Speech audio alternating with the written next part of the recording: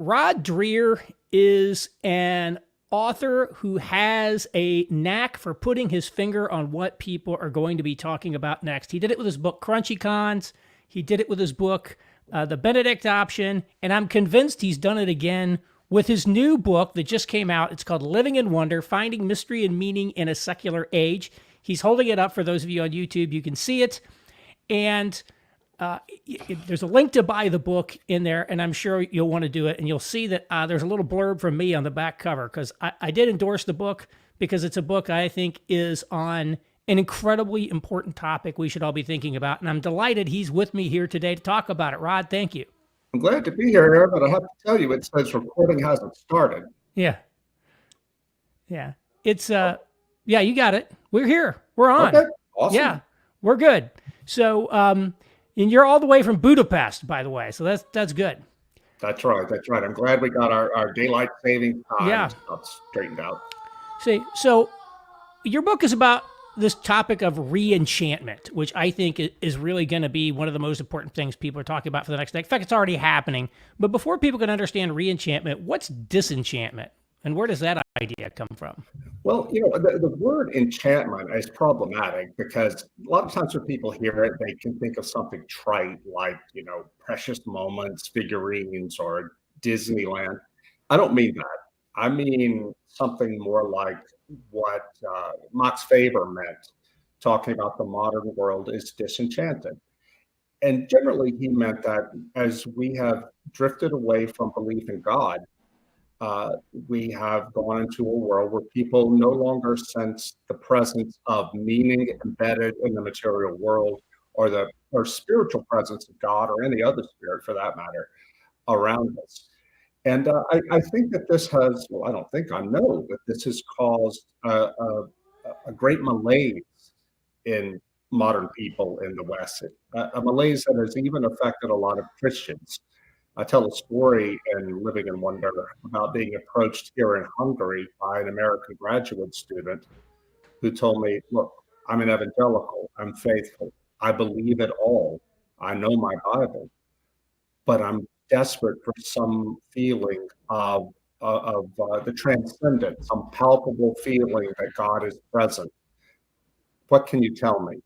So that's what I wrote the book about, not to try to convert people to my form of Christianity, which is Eastern Orthodoxy, but to help all believers find their way to a more palpable sense of God's presence, and to come to recognize that there is a logos in all things, that there is a such thing as objective meaning in the world, and we can exist in relationship to it, indeed, and participating in it. As you're saying that, it makes me think of the concept of moralistic therapeutic deism that Christian Smith and his collaborator came up with to describe the beliefs of teenagers. It's the idea that, God wants us to be good. God wants us to be happy. He wants us to be nice to people. But basically, he's not there. Right. Except on an exceptional basis. You can call him if you have a problem. But by and large, he's not that active in the world.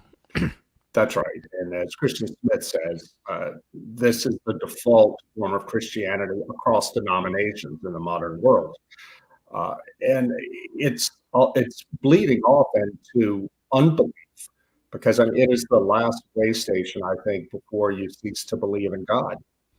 And it is not an enchanted form of Christianity, because it serves more as a therapy, as a way of giving people a sense of psychological buffer against the meaninglessness of the world. But it doesn't really work, because MTD people don't know what to do with suffering. And this is something I learned, Aaron, from working on my book, Live Not My Lies, which was about the experiences that Christians who stayed behind in the communist bloc and the Soviet bloc, the message they have for Christians in the modern West about how we need to prepare ourselves for what's coming. The thing that they said overwhelmingly is that if you are not prepared to suffer for the faith, then you're going to lose. You're done. One thing I learned from talking to them is that they all got through their persecution, some of them, suffering in the Gulag, because of their faith and because they had the sort of faith that told them that, first of all, suffering has ultimate meaning if you unite it to Christ. And second of all, that God would not abandon them. I even write in Living in Wonder about Viktor Frankl, the famous Jewish psychiatrist who suffered through the Nazi concentration camps. I don't think he was any kind of religious believer. I could be wrong about that, but in his popular book, Man's Search for Meaning, he talks about these moments that can come through when the veil seems to lift and you know somehow that there is more than what we just see in front of us. And he talked about how this gave him hope, suffering in a concentration camp when he saw the sun break through the sky one day and strike a Bavarian village, even though he had been separated from his wife.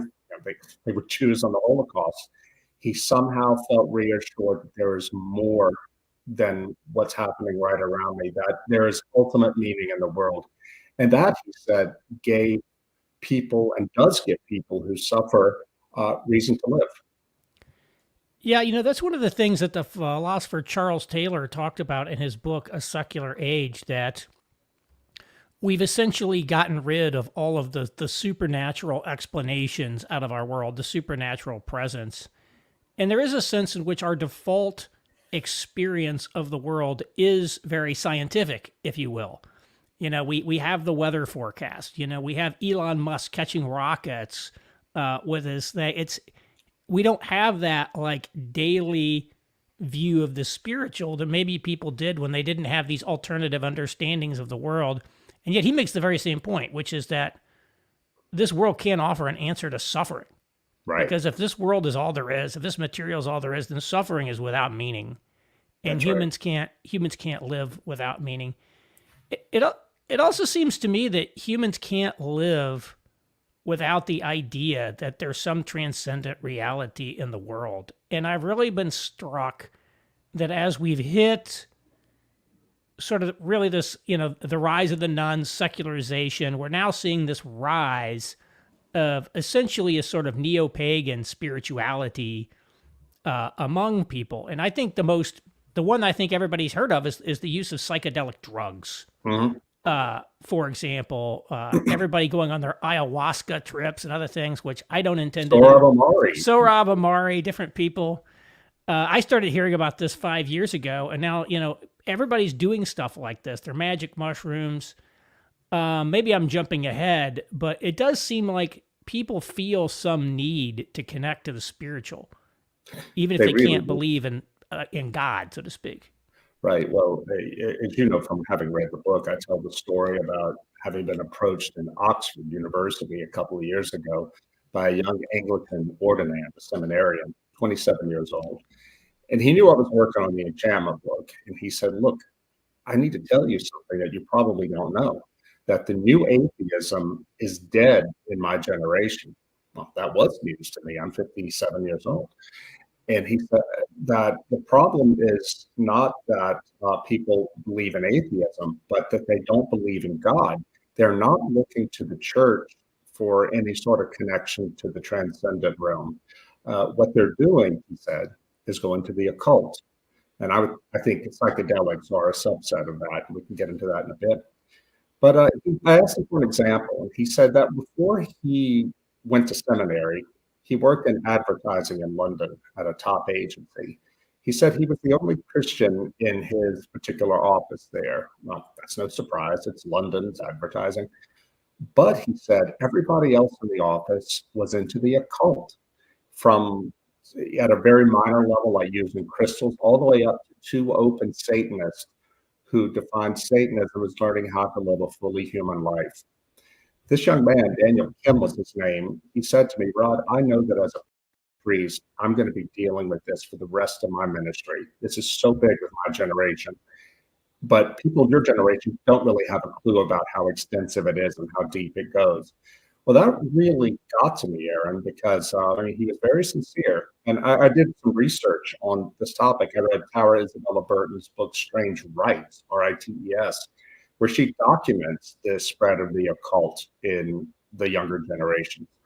So that's a real problem, not only because it is a false form of enchantment, but because it leads you ultimately to Lucifer, and psychedelics, as it turns out, as I found out, are often a big part of occult worship, or they can serve as a gateway to the spiritual world. I'm honest in the book about having used LSD when I was in college in the 1980s, prior to my Christian conversion. And the thing that makes them so dangerous is they really do work. I mean, for reasons that I can only speculate, they do open a doorway, the doors of perception, as Huxley famously said, but they do seem to open you up to a spiritual realm. People who do these drugs, especially those who do that heavy duty drugs like DMT, that's the active ingredient in ayahuasca, they report seeing entities, and in fact, the same entities. Which, if you think this was something just generated out of your head, out of your imagination, it would be different for each person, but it's not. In my case, when I did LSD the first time as a college freshman, I was very depressed over unrequited love. What else? And I had this happy-go-lucky Jewish hippie roommate from New Orleans who had 2 tabs of acid, and he had never done it. He said, "Let's try it." I said, "Why not?" I was up for anything. What this drug did for me was open my eyes to God's presence, imminent in the world. I felt this sense that like a veil had been lifted, and I could see that everything was connected and that God was present. What I did, I don't know how many people actually do this when they come off of a psychedelic trip, but I went to the college bookstore on Monday morning and got Christian books because I knew that I had to get serious about my faith. Now, I haven't talked about that over the years because I have not wanted, at first, I'm a little embarrassed by it, but I also would not want people to think that they should try psychedelics as a way of strengthening their faith. I just got lucky. I mean, the Holy Spirit protected me. But it does give me, I think, some credibility in talking about these things. I'm not just a moralizer from the outside saying, don't do this, don't do this. I know that they do open the mind to a more perceptive experience of the numinous. But what you're doing is you're opening up doors that should not be open. It gives you a sort of unearned spiritual experience. I liken it to somebody who becomes a multimillionaire from having worked hard over the years, saved his money, invested, that sort of thing. He has a very different relationship with his fortune than somebody who has become a multimillionaire by winning the lottery. We often hear about lottery winners who are destroyed by their money. And I think there's an important analogy there with psychedelic experience. You can have true spiritual experiences, but they're deceptive and they open you up to the dark side. When we see all this stuff going on in the world, again, it feels like the 1960s are making a comeback in so many ways here. But how should Christians be thinking about this idea of re-enchantment? Because I think we do tend to have a very negative view of it. Yeah. In general, we have a negative view of that. But, just think about the Middle Ages. And again, maybe I'm channeling Voltaire more than the church here. It's like Or you think about superstitious peasants and love potions and putting a hex on someone. I'm like, man, I don't want to go back to that. What would a genuinely Christian re-enchanted world look like? Yeah, I think for asking the question, that is the key question. We can have it within Christianity, within small or Orthodox Christianity. Now, you may give me some pushback from the Protestant side, 'cause I just don't know enough about Protestantism to say. But you're right, that the Middle Ages was a time of immense superstition. But it was also a time, and everything prior to the Middle Ages was a time when Christians believed that there was some sort of metaphysical unity between matter and spirit. That in some ways that we don't fully understand, spirit and matter interpenetrate. I mean, this is what the incarnation was about. The Word became flesh. And from a Catholic and Orthodox theological perspective, Eastern Orthodox, I mean, uh, God does mediate his presence to us through matter. above all, in the Eucharist, which Catholics and Eastern Orthodox believe that Christ is truly present, not just symbolically present, but also in a lesser way through the material world. Many of your listeners will have seen the film Babette's Feast, fantastic movie from the 80s, based on an Isaac Denison short story, in which a refugee French chef coming to visit and take refuge in this 19th century Protestant village in Denmark. It's kind of a grim place, but these are people of faith that she lands among, but they're disenchanted. They've sort of lost the savor. She cooks them a fantastic meal, an elaborate meal, and somehow through that meal, it's not magic, but through that meal, they all come to rediscover their love for each other and their joy of life. That's sacramentalism, the sacramental principle. And we can and we should rediscover that within the Christian tradition, because God really is, as we Orthodox say, everywhere present and fills all things. It shouldn't be so hard to separate that from superstition, but we've got to be able to talk about that enchantment, about perceiving God's presence in the world, if we're going to discern authentic Christian enchantment, re-enchantment, from the occult and the superstitious. I say in the book that re-enchantment is not about getting a formula. You do 1, 2, 3, 4, 5, presto, change, and enchantment. Rather, it is about learning how to do certain spiritual disciplines and open your mind in such a way that when God shows himself to you, either through an outright miracle or, as is far more often the case, through everyday holiness, you can see that God has passed, that God is there, and relate to it. And that's what I'm talking about. It's actually a much more ordinary thing than people might think, though I do tell stories of real miracles that contemporary people have experienced that brought them to faith. Yeah, it's interesting. You do you tell some of these stories, and I think many of us actually have certain of these experiences that we don't totally make sense of. Someone experiences what seems to be a miraculous healing. You know, my father, actually my old pastor in the Pentecostal church I grew up in, got bladder cancer about 25 years ago, and all the treatments failed, and he was terminally ill. So he donated his body to science, as it were, and agreed to enroll in an experimental chemo treatment that is at best supposed to have his life extend 6 months. And it turned out in like 2 treatments, it completely eradicated his cancer. Wow. And everybody else died. And so he lived another like 20, 25 years after that.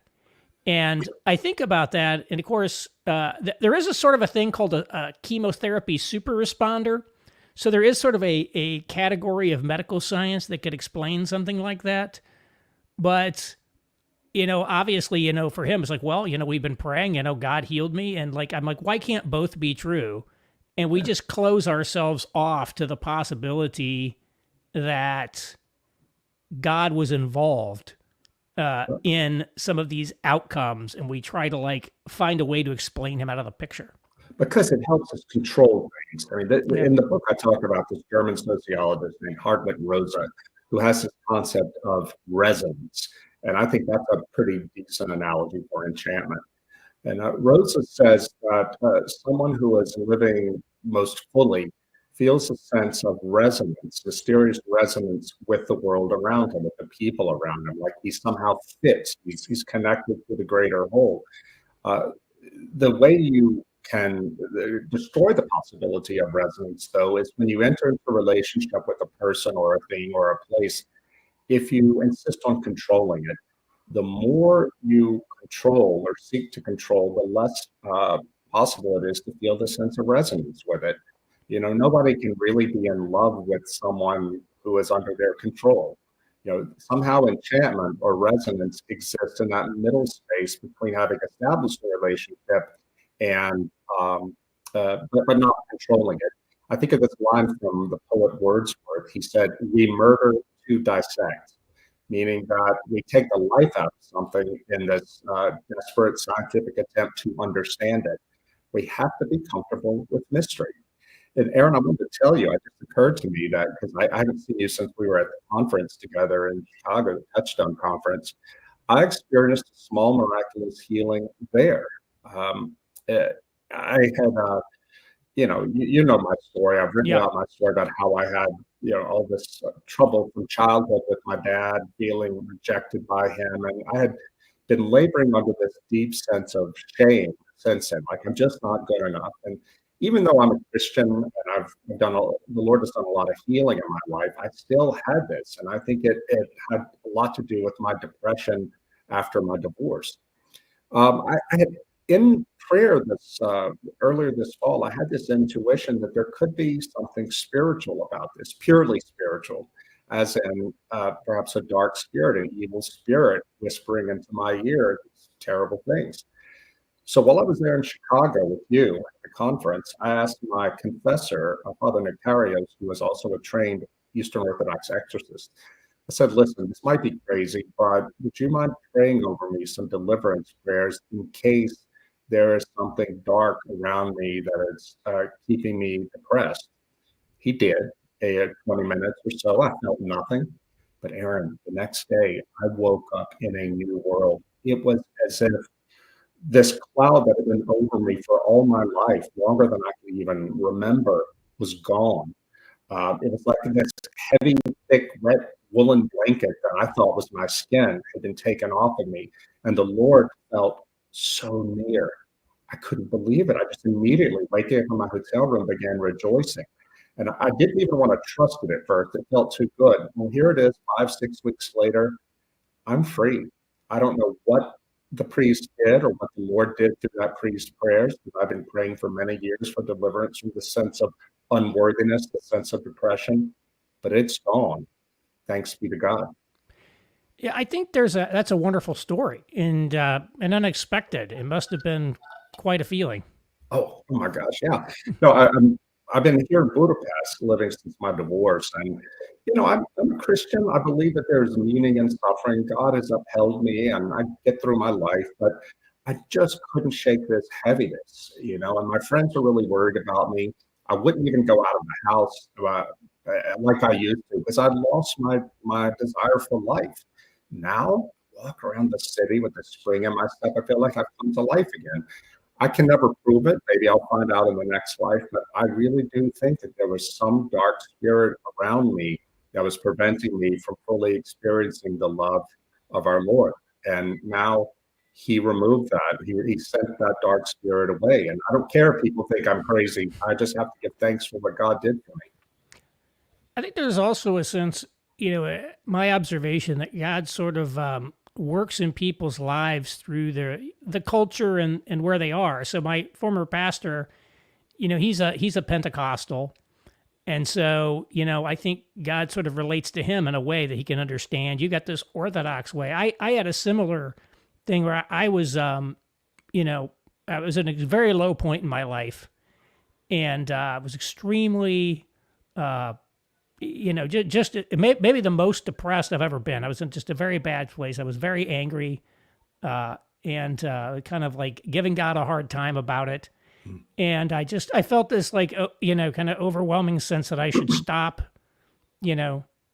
complaining about God to him. And then it turned out within a month after that. So I did that. Within a month after that, I started taking magnesium supplements, which in less than 30 days cured me of a lifelong depression I'd never known I'd had.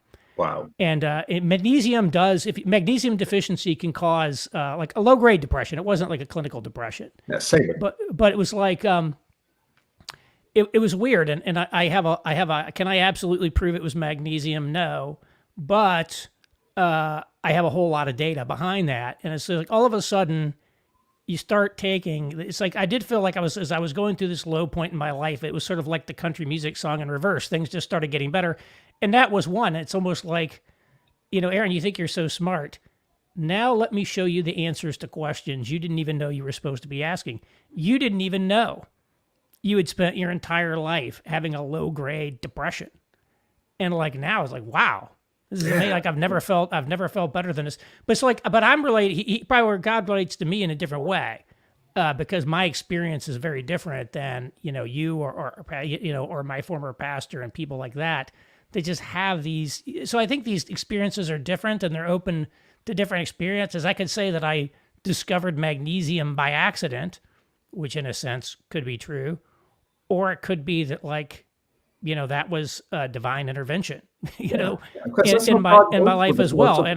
And so I feel like there is a sense in which, to me, that's how I experience enchantment in those moments like that, where those things happen, almost like the Nassim Taleb black swans that you didn't even know were going to happen. And the ones that shatter our illusions of control. And, like I'm the genius who figured this all out.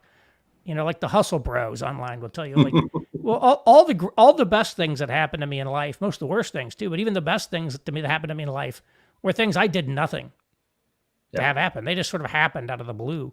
Yeah, you have to be able to receive them, though. That's the key. Yeah. Well, you make that point. You give these examples in the book, and that's where I was going, that people have these experiences, which they themselves would say are miraculous. And then, life-saving, like I'm going to die or I'm going to be a vegetable for the rest of my life and like end up being healed. And then they go on with their lives as if nothing had happened. Mm-hmm. How is that possible? But we all know that does happen to people. May have happened to us. Yeah. Well, I tell the story that I love, particularly from the book, because it sounds like the kind of guy I might have been at one point in my life. It comes from the novelist Tobias Wolff. He tells a story about when he was in his 20s. This must have been in the 70s. He had been raised Catholic, but he wasn't practicing. But he had enough Catholicism in him to. One summer, he volunteered at Lourdes, the place in France where people go and some have experienced miraculous healings there. Now, he said he went there without his glasses. He had very poor eyesight, but he was too vain as a young man to wear glasses. He tells about one event that happened there. He was assigned to accompany a little girl from Italy who was a quadriplegic. His job was to meet the plane from Italy that was bringing her and other sick people to Lourdes, a chartered plane, accompany her to the grotto to take the waters, and then finally take her back to the plane.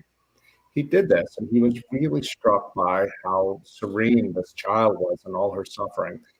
As they sat there on the tarmac waiting to load the pages back on the plane, it was August, it was hot, there were sweating buckets, and flies were swarming all over. He was trying to keep this sweet little girl safe. And his heart was breaking for what she had to suffer. And then he turns around at one point and sees that the door to the plane has closed and they've forgotten her. He runs over and starts pounding on the door, open up, and he's sobbing with pity for this child. Well, the door opens up, she gets on the plane, off they go. He notices that on the bus back to the dorm at Lourdes, he can see.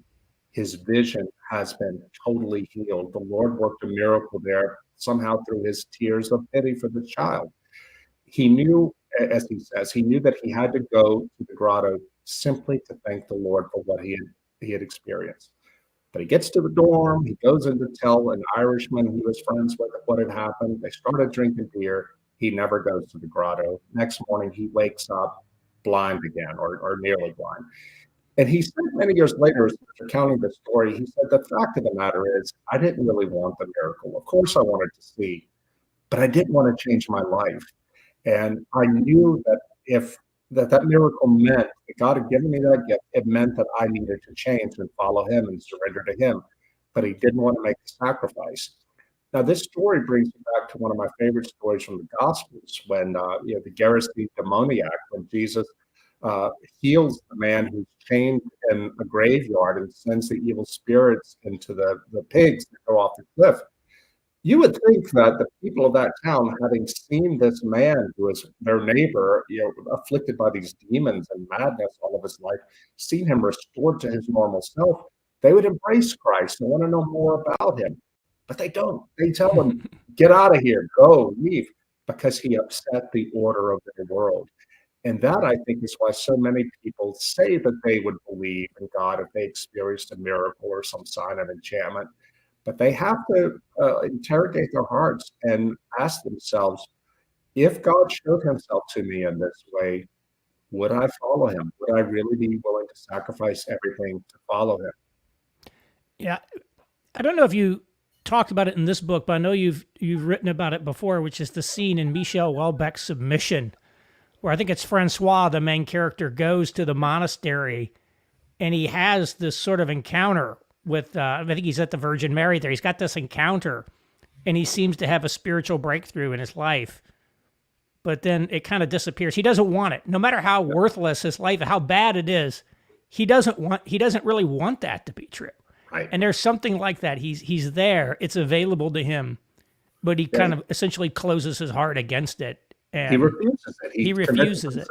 Yeah, he convinces himself that this mystical experience is in fact, oh, it's just something I ate. And then he returns to Paris and makes a cynical conversion to Islam so he can have 3 extra wives. Right. I mean, he's spiritually dead.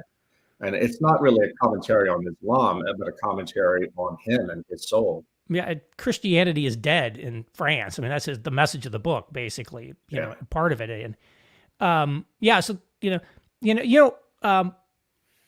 the historian Tom Holland, the British historian, he has this great line. I don't know how many times he's used it, but he did it at least once, where he said, I don't know, maybe he's attending a church, I don't know, but he was certainly not be like a Christian at the time he said this. A fan of Christian adjacent, like many of these people out there. You put him in the cultural Christianity camp, perhaps. But he said something like, I really wish today's Christians would be willing to embrace the weird stuff in the religion. He goes, you got to embrace the weird stuff. And your book is all about the weird stuff. Oh, yeah. So one of what you've alluded to is demons, and this idea of demons and demon possession and exorcism. And there's a lot about demons in the gospel. But I think when we read, we go back and read them through a modern lens. So there's the story of the boy who had a demon that when the demon seized him, it threw him to the ground. He foamed at his mouth. The disciples couldn't cast it out. And then Jesus heals him. And we'd look back at that and see he has epilepsy. I mean, this kid has epilepsy. Or the demoniac that you just described, he's schizophrenic. These guys had mental illness. These aren't real things. This is just a language that these people use because they didn't know about mental illness like we did, or they didn't know about, or they had a physical ailment. They couldn't speak. Maybe they was a nonverbal autistic. And so he has a demon that has his tongue. But, are demons real? And how do you think about demons?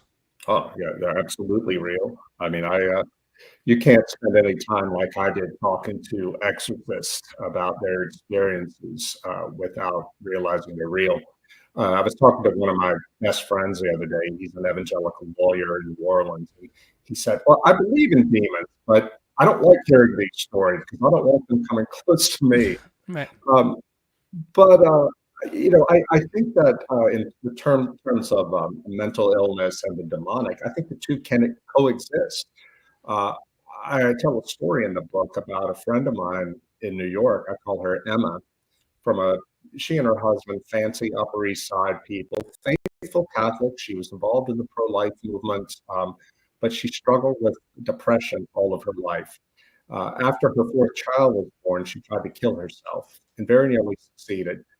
After she got out of the psychiatric hospital, a nun that was friends of theirs took her to a healing prayer service with a priest who had to get the healing, and the demons manifested through her.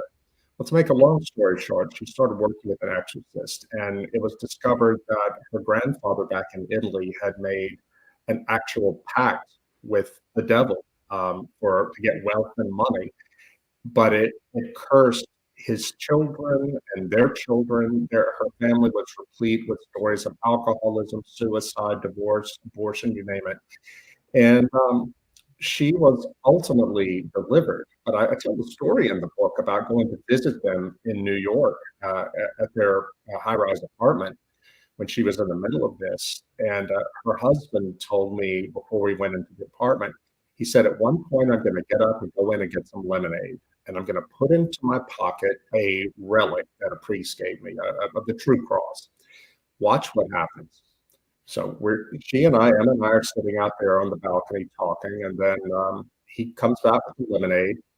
She stops mid-sentence, Aaron, drops her chin to her chest. When her face rises up, it's not her face.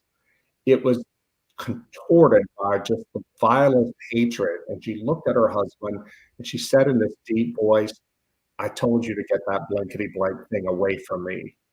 She drops her head again and picks it up. She's looking at me with this immense pain and pity. And she said, I'm so sorry. That's not me. I said, I know, I know. Now, when that happens to you, and when you see it yourself and people you know and love, it changes things. I remember that very night when her husband Nathan was walking me back to my hotel in Midtown Manhattan. I said, God, you're a stockbroker. How has this changed your outlook on life? I mean, you were a faithful church going Catholic all along, but has this changed things?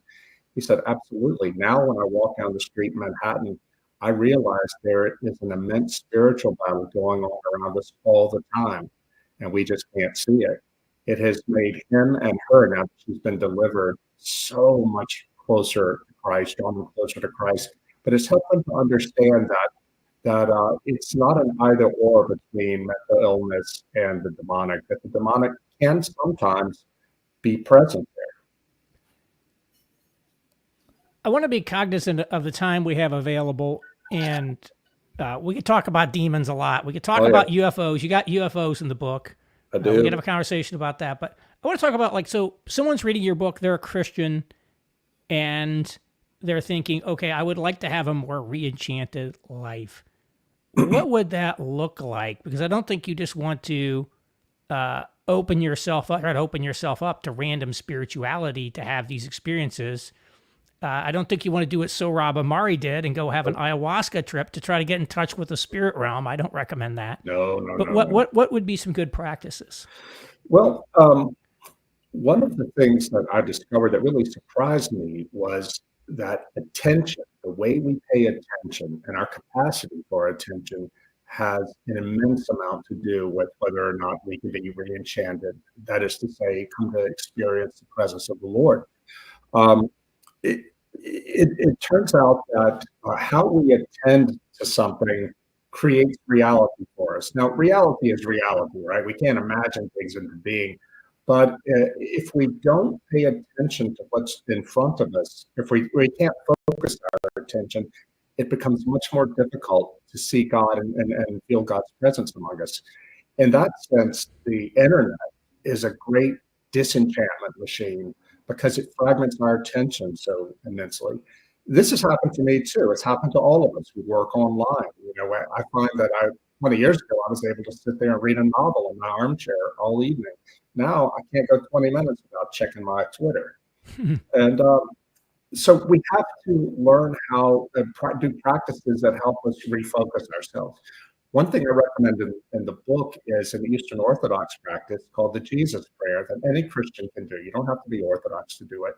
The Jesus Prayer is an ancient discipline from the early church where you simply say, Lord Jesus Christ, Son of God, have mercy on me, a sinner.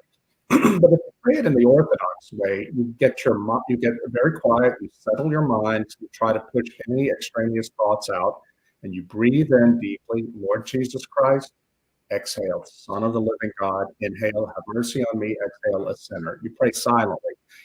Now, my priest gave me this when I was struggling with depression some years ago over a particular case, a situation in my family. And he told me to pray this an hour a day. Now, Aaron, if he had told me, as sick as I was with chronic mono that was caused by anxiety, if he had told me to walk 10 miles a day, that would have been easier than sitting quietly in my room for an hour in contemplative prayer. But I did it out of obedience. It was one of the hardest things I've ever done because I had these anxious thoughts flying all around my head, but I persevered.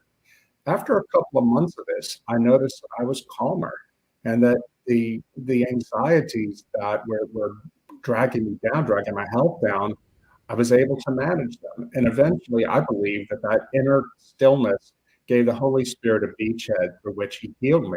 When I was later healed of my illness and spiritually healed, I said to my priest, how did you know that's what I needed? He said, oh, it was easy. had to get you out of your head.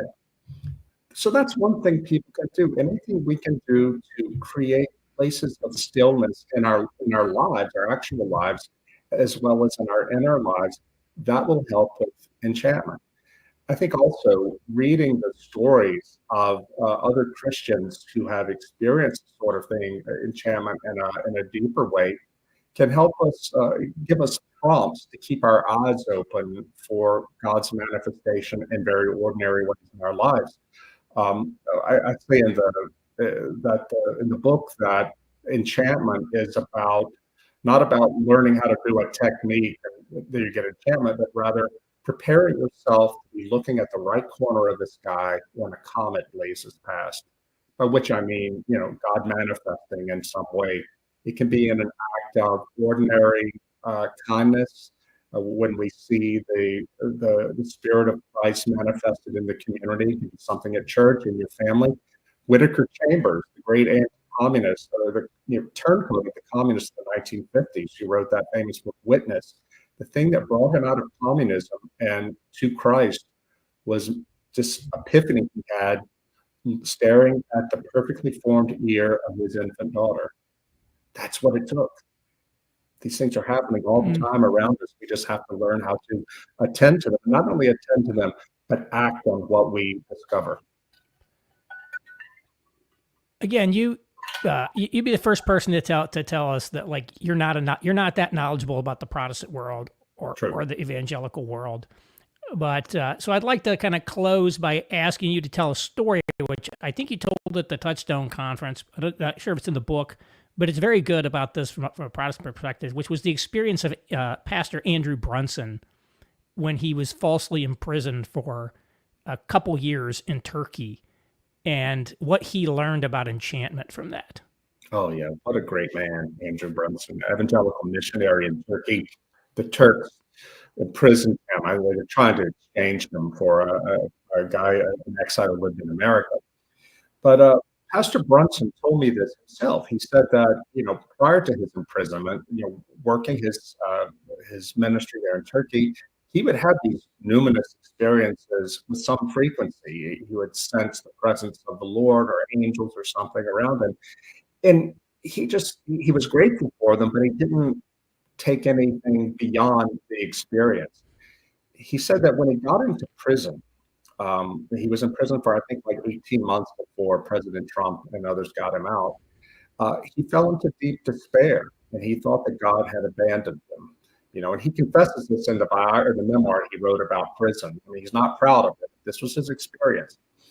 And he told me that he wishes that when he had these numerous experiences of God's presence in normal life before prison, he wishes that he had gone deeper into them and allowed them to draw him into a more profound spiritual connection to the Lord, instead of just saying, wow, that was great, let's move on.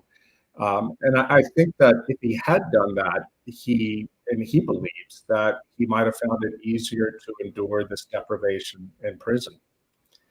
And so I think that this is, again, what we were talking about earlier, that it's all about what we do with these experiences. My own father, back in the 90s, we had this extraordinary thing that happened in our household after his father, my grandfather, died, poltergeist type activity. And we ended up, my parents were non-practicing Methodists, but they ended up letting me call a Catholic priest who was an exorcist to come there and pray and deal with it. And what my father found out through ways that could not be explained otherwise is that this had somehow to do with his lack of forgiveness for his late father. His late father had betrayed him in a very painful way. And the priest said to my dad, "Do you forgive him?" My dad said, "I do." That ended everything. It all was done that very day by my dad saying, "I forgive him." All the poltergeist activity stopped. And the thing is, I really hoped when I saw that this is going to be the thing that brings my dad back to church, because he saw the power of forgiveness and the power of Christ, the Christ minister there praying. It didn't. And in fact, my father continued to have this very deeply Southern idea of grudge holding. He knew who he was by the people he hated. And it was just heartbreaking because it ended up later breaking our whole family. But my dad had it heaven opened up to him in a way right there in his house to see the presence of God and the power of forgiveness, and he did nothing with it. He went to his death. He would have testified that yes, that was real, but he could not or would not make the connection between that epiphany and his own life. Yeah, and it's one of these things where these sorts of things don't necessarily happen in a sort of continuous way all the time. And I think about the Bible where, all of the constant reminders in the Old Testament. I'm the Lord your God who brought you out of the land of Egypt, out of the house of slavery, and all the miracles that happened when they were brought out of Egypt, which of course, none of that generation who saw the miracles made it to the promised land. There's something there. Talk about an enchanted world, but there is this idea that you have to hold on to those experiences and remember what God has done for you. Remember those when you're in the experience where it doesn't seem like anything's going on, because of course Andrew Brunson came out of prison with his faith intact anyway, even though he failed. He didn't perceive the presence of God, but God was with him nevertheless. Yeah, and there's a story I tell. I know we're running out of time. I'll be very quick here. I tell it in Live Not by Lies about the Christian Alexander Ogrodnikov, the Christian convert from a communist family in early 1970s Moscow. The Soviets eventually put him in prison and put him in on death row, even though he didn't have a death sentence, because they wanted to make an example of him because he was from a prominent communist family. He went in and started ministering to people and started converting prisoners to the gospel. And so they put him in solitary confinement. They beat him. They would flood his cell with sewage at night. He began to despair and feel that God must have abandoned him. One night he was awakened. He told me this himself in Moscow. One night he was awakened by an angel shaking his shoulder. He had a waking vision of a prisoner going to his execution with his arms behind his back, and he knew the man was going to die. This kept happening night after night, featuring a different prisoner. Finally, Ogrodnikov realized that these were men to whom he had ministered and who had accepted Christ. They were condemned murderers. They were going to their death, but they were going to be with God in paradise because Alexander had been there in prison to share the gospel with him. This realization brought his faith roaring back, and he began to understand that what was really happening there, what God's plan was for him to suffer for the sake of these men to know salvation. Wow, that's a great story. That's a great story. Again, my guest today has been Rod Dreher. I could talk to him all day, but I know you've got many, many other interviews, I'm sure, queued up, but we got to give you at least time to get ready for the next one. His new book is called Living in Wonder. There is a link to buy it in the show notes. Rod, thank you so much for joining me today. Aaron, it's always a pleasure. Thank you.